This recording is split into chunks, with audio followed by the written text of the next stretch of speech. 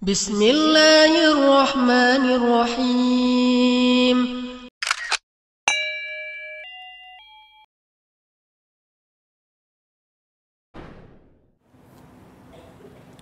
Muadz bin Jabal radhiyallahu anhu meriwayatkan sabda Rasulullah sallallahu alaihi wasallam, "La tu'dhir imra'atun zawjaha fid dunya illa qalat zawjatuhu minal hurin 'ain, la tu'dhihi qatalakillah, fa innama huwa indaki dakhilun yushiku an yufarikaki ilaina."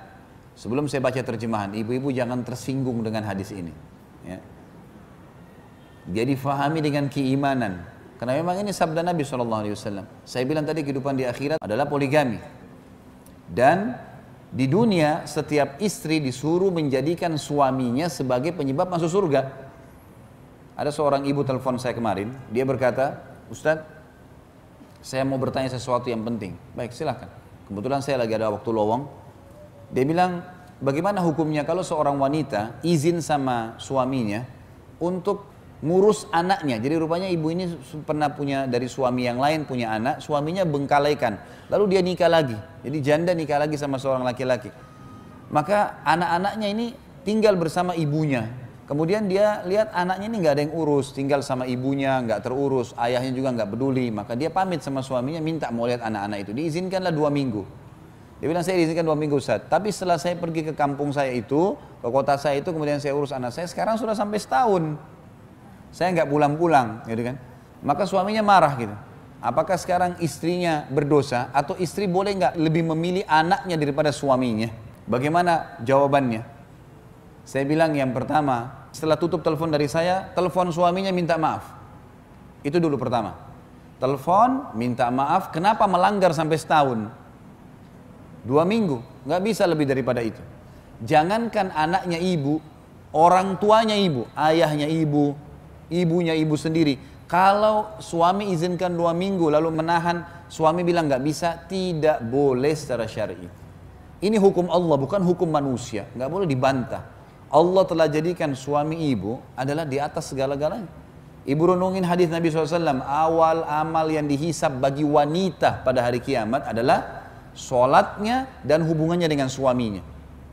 Ini luar biasa nih. Habis sholat, masalah sama suamimu bagaimana? Bukan masalah sama orang tuanya, bukan masalah sama anaknya. Artinya, sholatnya lolos, urusan suaminya lolos, yang lainnya jadi mudah. Renungi hadis itu. Yang disuruh ibu tanggung jawab adalah suami. Itu dulu. Kemudian hadis Nabi SAW, wanita manapun yang meninggal dunia lalu suaminya ridha, kecuali akan masuk ke dalam 8 pintu surga yang manapun dia inginkan. Orang, bapak ibu sekalian, bapak-bapak terutama renungin ya. Kita sebagai laki-laki, untuk mendapatkan pintu 8 di surga itu pintu 8 pintu tertinggi. Derajat tertingginya surga Firdaus namanya. Di sana 4 golongan, para nabi-nabi. Ini bapak-bapak sama saya sudah tertutup peluangnya. Nggak ada lagi peluang jadi nabi, nggak mungkin. Para syuhada itu bapak-bapak sekalian, saya sama bapak harus tinggal di medan perang, tunggu musuh bunuh kita, itu pun kalau ikhlas. Orang-orang yang siddiq, jujur, tidak pernah dusta seumur hidup. Ada sini yang tidak pernah dusta seumur hidup? Di antara sahabat yang dapat julukan siddiq berapa orang? Yang jelas-jelas Abu Bakar. Yang lain tidak ada julukannya nih. Dan orang-orang saleh ini setiap hari nangis, ibadah terus sama Allah. Duduk di masjid, baca Al-Quran, tidak ada dosanya. Ibu-ibu hanya mati suaminya ridho. Ridho itu merasa kehilangan. Merasa sedih, istrinya selama ini layani dia, itu saja. Mati, masuk dari 8 pintu surga, boleh dia pilih pintu mana. Makanya syaitan selalu menjadikan masalah sama suami nih. Ya. Apa saja dibuat masalah, apa saja marah, apa saja tersinggung, gitu kan.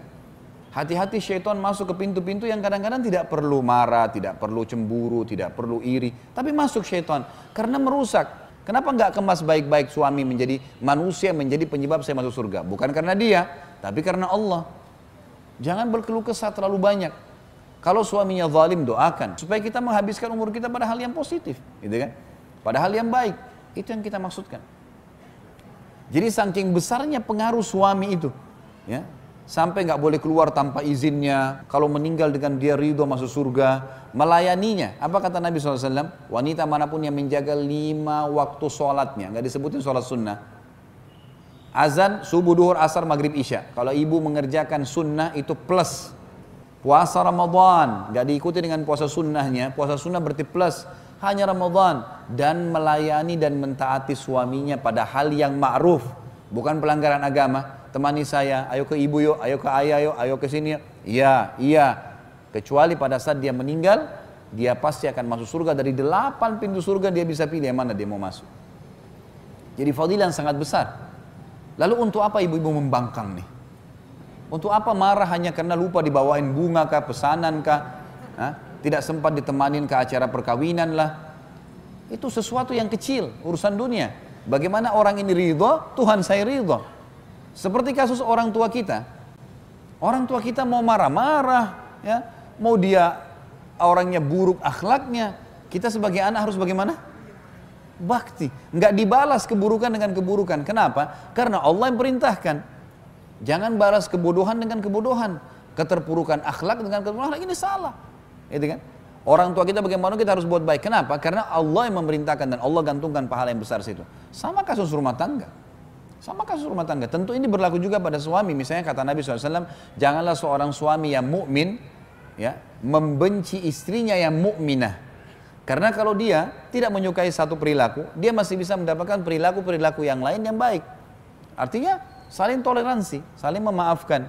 Yang penting pelanggarannya bukan masalah nusyur, bukan masalah pembangkangan terhadap hukum Allah Subhanahu wa taala. Ibu-ibu sekalian, hati-hati sabda Nabi SAW yang seperti ini. Ada bidadari di surga bisa mendoakan ibu keburukan. Ini hadisnya, saya bilang tadi jangan tersinggung. Harus difahami dengan keimanan. Kata Nabi SAW, tidaklah seorang wanita atau istri menyakiti suami di dunia. Wanita manapun yang memalingkan wajahnya dari suaminya karena merasa lebih hebat, lebih pintar, lebih kaya, kecuali dia akan dilaknat oleh malaikat, sampai suaminya ridho.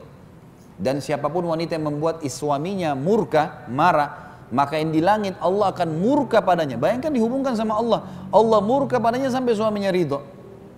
Ya, memang hadisnya begitu. Di sini dikatakan tidak ada seorang wanita menyakiti suaminya di dunia, melainkan istrinya dari bidadari. Di surga mengatakan, jangan kau menyakitinya. Semoga Allah membinasakanmu. Sesungguhnya ia hanyalah seorang tamu di sisimu dan sebentar lagi berpisah denganmu untuk kembali kepada kami. Bahasa ini sebenarnya adalah bahasa yang tegas dari Allah yang mengajarkan para bidadari agar semua istri dunia hati-hati. Karena yang menghubungkan hubungan kamu bisa masuk surga dari tangan suami adalah aku, kata Allah. Seperti itu bahasa pemahamannya ya. Sehingga jangan sampai kita keluar dari jalur itu.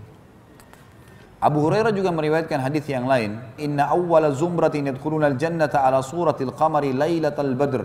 والتي تليها على أدواء كوكب دري في السماء لكل امرئ منهم زوجتان اثنتان يرى مخ سوقهما من وراء اللحم وما في الجنة أعزب. Rombongan pertama yang masuk surga, wajah mereka laksana bulan di malam bulan purnama, dan rombongan berikutnya wajah mereka laksana bintang yang bersinar paling terang di langit.